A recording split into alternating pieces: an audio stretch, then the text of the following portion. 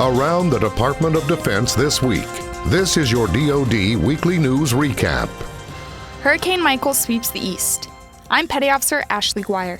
Hurricane Michael made history as the first Category 4 hurricane to hit the Florida Panhandle, bringing up to 155-mile-per-hour winds as it made landfall Wednesday afternoon. But before Michael made landfall, over 4,000 service members, as well as other federal agencies, were in position to help with helicopters, high-water vehicles, and other life-saving equipment.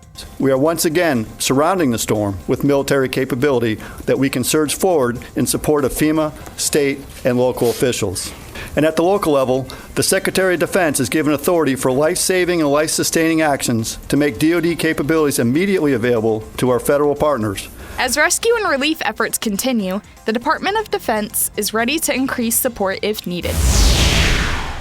Houston, we have a problem. And all is well after a Russian spacecraft with one American and one Russian on board was on its way to the International Space Station when the launch was aborted after liftoff. The search and recovery team has reached the Soyuz MS-10. They landed east of Jessegon following a ballistic descent after an issue with their launch. The crew members are out of the capsule. All reports so far that they are in good condition. And you can see a profile of Air Force Colonel Nick Hague, the American astronaut on that failed Soyuz flight, at defense.gov. The head of the European and North American alliance called NATO visited sailors on aircraft carrier USS Harry S. Truman as they prepare for a large-scale military exercise called Trident Juncture later this month. The training will demonstrate the capabilities of NATO and help build a more resilient alliance. The United States will join more than 45,000 troops from 29 NATO allies and partner nations, Sweden and Finland, in Trident Juncture. Exercises like this show that NATO is strong. Together, we're more effective at upholding our common values and preserving peace. Trident Juncture will prove that in this very unpredictable world, NATO remains an anchor of stability.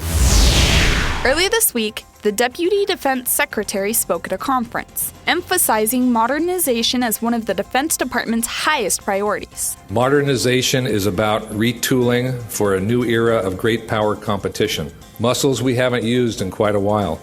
In contrast, our competitors have spent the last 30 years studying our way of war and building systems and doctrine to thwart it. That means it's time for us to get back in the weight room and back in the classroom. Some of our old playbook will work, but we have to deal with two new warfighting domains, cyber and space. The Defense Department established Army Futures Command earlier this year to develop the next generation of warfare to better compete with Russia and China. That's your DoD News Weekly Recap. I'm Petty Officer Ashley Guire. For more information about your military, go to defense.gov.